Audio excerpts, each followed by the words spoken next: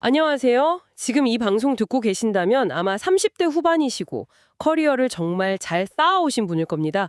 대학 졸업하고 이름 있는 회사 들어가서 누구보다 치열하게 일하셨죠. 그런데 요즘 이직을 좀 생각해 보니까 시장 분위기가 예전 같지 않다고 느끼실지 모르겠어요. 아니, 내 경력이면 충분한데 왜 이렇게 조용하지? 이런 답답함 오늘 저희가 한번 깊게 파고들어 보겠습니다. 오늘 분석할 자료가 바로 이런 고민을 정확히 짚어주는 한 커리어 코칭 전문가의 글이거든요. 30대 후반 이직 시장의 현실, 그리고 우리가 뭘 해야 하는지 아주 명쾌하게 알려주고 있습니다. 네, 맞습니다. 오늘 이 시간을 통해서 이력서 잘 쓰세요 같은 그런 표면적인 조언 말고요. 왜 이런 현상이 일어나는지 그 구조적인 이유부터 한번 이해해 보려고 합니다. 그리고 어쩌면 가장 중요한 이야기일 텐데 우리가 통제할 수 없는 것과 또 통제할 수 있는 것, 이걸 명확하게 구분하는 지혜에 대해서 이야기 나눠볼 거예요. 이 과정을 통해서 막연한 불안감을 좀 걷어내고 아주 현실적인 다음 단계를 준비하는 데 도움을 드리는 게 저의 목표입니다. 좋습니다. 그럼 바로 본론으로 들어가 보죠. 자료에서 현재 느끼는 혼란의 원인을 진단하는 게 굉장히 흥미로워요.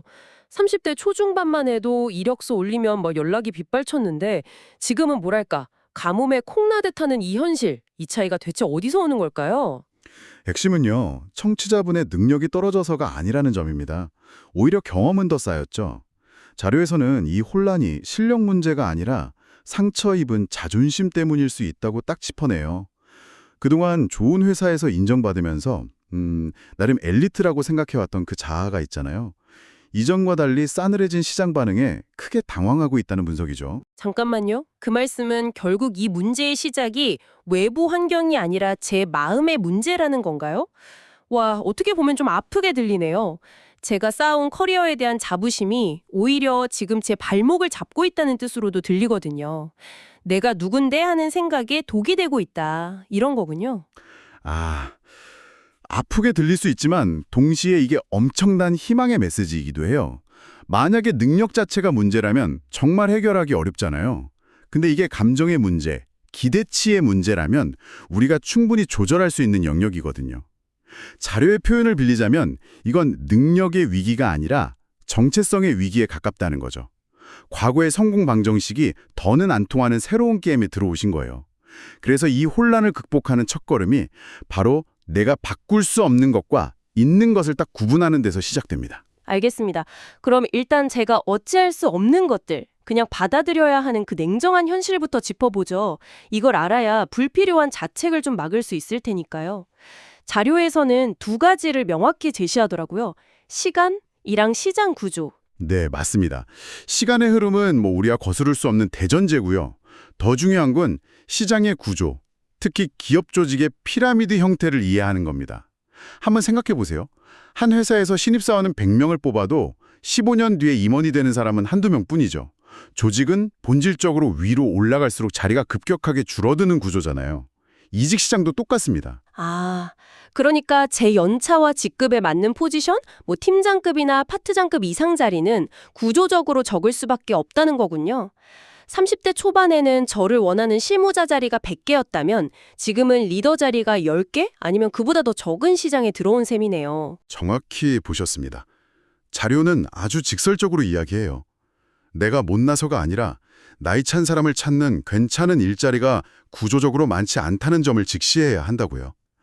많은 기업들이 경력직을 뽑을 때 완성된 리더보다는 성장 가능성 있는 30대 초중반을 선호하는 경향이 있거든요. 비용 측면에서도 그렇고 조직 문화 적응도 그렇고요. 이게 바로 우리가 바꿀 수 없는 냉정한 현실입니다. 이걸 인정하는 것부터가 모든 전략의 시작점이에요. 이걸 받아들이지 못하면 왜 내 가치를 몰라주지? 하는 억울함에 갇혀서 시간만 보내게 되는 거죠. 아, 듣고 보니 명확해지네요.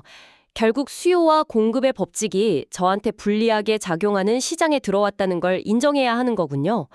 이건 제 개인의 문제가 아니라 시장의 룰 그 자체인 거고요. 와, 이걸 깨닫는 것만으로도 왜 연락이 안 오지? 하면서 조급해하던 마음이 조금은 가라앉는 것 같아요. 제가 가치가 없어진 게 아니라 저한테 맞는 자리가 원래 시소하다는 걸 이해하게 되니까요. 바로 그 지점입니다. 그 마음의 전환이 제일 중요해요. 희소하다는 건 그만큼 더 신중하고 전략적으로 접근해야 한다는 뜻이기도 하거든요. 이제 우리는 패배주의가 아니라 전략적 현실주의의 관점에서 이 문제를 볼 수 있게 된 겁니다. 자, 그럼 이제 여기가 정말 중요해지겠네요.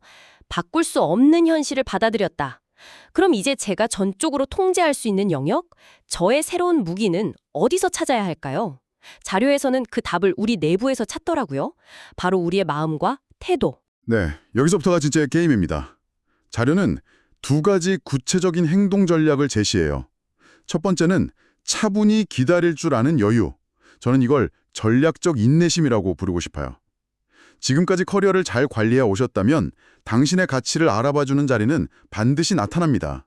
다만 그 기회가 30대 초반처럼 한두 달 만에 쉽게 오지 않을 뿐이라는 거죠. 6개월 혹은 1년이 걸릴 수도 있다는 사실을 받아들이고 조급해하지 않는 게 무엇보다 중요합니다. 솔직히 그게 말처럼 쉽지는 않습니다. 주변 친구들은 막 승진하고 더 좋은 데로 옮기는 것 같은데 나만 멈춰 있는 것 같고 불안감이 확 오거든요. 당장 생활비나 대출금 걱정도 있고요. 전략적으로 인내하라는 조언이 어떤 분들한테는 사치처럼 들릴 수도 있을 것 같아요. 그 기다리는 시간 동안 심리적인 압박은 어떻게 관리해야 할까요? 아주 현실적이고 중요한 질문이에요. 자료에서도 이 기다림이 그냥 수동적인 기다림이 아니라고 강조해요. 이건 능동적인 기다림이어야 합니다. 가만히 앉아서 연락만 기다리는 게 아니에요. 이 시간 동안 링크드인 프로파일을 업데이트한다거나 업계 사람들하고 부담 없이 커피챗을 하면서 정보를 교류하는 거죠. 아니면 현재 업무랑 관련된 새로운 기술을 공부하면서 몸값을 높이는 시간으로 활용해야 합니다. 즉, 구직 활동에만 매몰되지 말고 가치 상승 활동을 병행하는 거예요. 이렇게 능동적으로 움직이면 심리적 안정감을 유지하는 데도 큰 도움이 되고요. 조급함은 결국 나쁜 선택으로 이어지기 쉽거든요. 능동적인 기다림, 와닿는 말이네요. 시장을 계속 보면서도 내실을 다지는 시간으로 삼으라는 거군요. 알겠습니다. 그럼 두 번째 전략으로 넘어가 보죠. 새로운 태도를 정립하라는 조언이었는데 이게 구체적으로 어떤 의미인가요? 의식에 갇힌 사람으로 보여서는 절대 안 된다는 겁니다. 헤드헌터랑 통화하거나 면접 자리에서 무의식적으로 아니, 내가 이런 것까지 설명해야 하나? 혹은 나 정도 경력이면 당연히 알아서 챙겨주겠지 하는 태도가 흘러나오는 순간 거의 끝이라고 봐야 해요. 소위 꼰대처럼 보일 수 있다는 경고군요. 저도 모르게 그런 태도가 나올까봐 덜컥 겁이 나는데요. 그런데 한편으로는 이런 생각도 들어요. 제가 쌓아온 경력에 대한 자부심과 전문성을 보여주는 것하고 엘리트 의식에 갇힌 태도를 보이는 것, 그 경계가 좀 모호한 것 같습니다. 자신감 있게 보이려다가 자칫 거만하게 비칠 수도 있잖아요. 그 균형은 어떻게 잡아야 할까요? 훌륭한 질문입니다. 그 차이는 태도의 방향성에 있어요. 자신감은 나는 이 일을 잘 해낼 수 있습니다처럼 자기 역량에 대한 확신을 보여주는 거고, 엘리트 의식은 이런 일은 내 수준에 안 맞는데 혹은 당신은 나에 대해 잘 모르는군처럼 타인을 내려다보는 태도에서 나오거든요. 자료는 이 균형을 잡기 위한 아주 구체적인 지침을 줍니다. 중견 사원으로서의 품위는 지키되 의식적으로 우호성과 적극성 그리고 친절함을 보여주라고요. 우호성, 적극성, 친절함. 실력과는 조금 거리가 있는 가치들처럼 들리기도 하는데요. 바로 그게 핵심입니다. 30대 후반 이직 시장에서는요, 실력은 기본값으로 여겨져요. 서류를 통과했다면 일단 실력은 검증됐다고 보는 거죠. 그때부터는 이 사람과 함께 일하고 싶은가? 이 질문이 훨씬 더 중요해집니다. 예를 들어 헤드헌터가 보낸 메일에 답장할 때 네, 검토 후 연락드리겠습니다. 이렇게 딱딱하게 보내는 대신에 제안 주셔서 감사합니다. 보내주신 자료 꼼꼼히 살펴보고 제 생각과 함께 다시 연락드리겠습니다. 이렇게 한 줄만 더 해도 인상이 완전히 달라지거든요. 이런 작은 디테일이 당신을 실력은 있지만 깐깐한 사람이 아니라 실력도 좋은데 인성까지 훌륭한 사람으로 만들어주는 거죠. 이것이 바로 관계적 경쟁력입니다. 관계적 경쟁력? 새로운 개념이네요. 결국 실력이라는 하드 스킬 위에 협업 능력이나 커뮤니케이션 능력 같은 소프트 스킬을 새로운 무기로 장착해야 한다는 말씀이시군요. 생각해보면 채용 담당자나 미래의 동료들 입장에서는 당연한 것 같아요. 아무리 실력이 뛰어나도 고집 세고 소통 어려운 사람이랑 일하는 건 모두에게 고통이니까요. 오히려 실력은 조금 부족해도 힘에 긍정적인 에너지를 주고 잘 융화될 사람을 선호하는 게 인지상정이죠.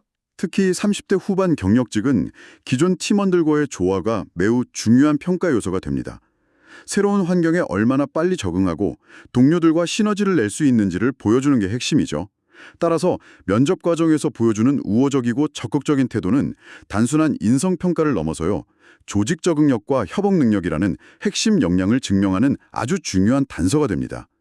과거의 명함이나 직급은 내려놓고 자신을 새로운 팀에 기여하고 싶은 열정적인 동료로 포지셔닝하는 지혜가 필요합니다. 더 적은 기회를 놓고 더 치열하게 경쟁해야 하는 시장의 구조적인 현실 때문이라는 걸 먼저 인정해야 하고요. 그리고 이 상황에 대처하는 가장 현명한 방법은 우리가 통제할 수 없는 시장 상황을 탓하기보다는 우리가 완벽하게 통제할 수 있는 나의 태도를 점검하고 새롭게 무장하는 것이다. 네, 맞습니다.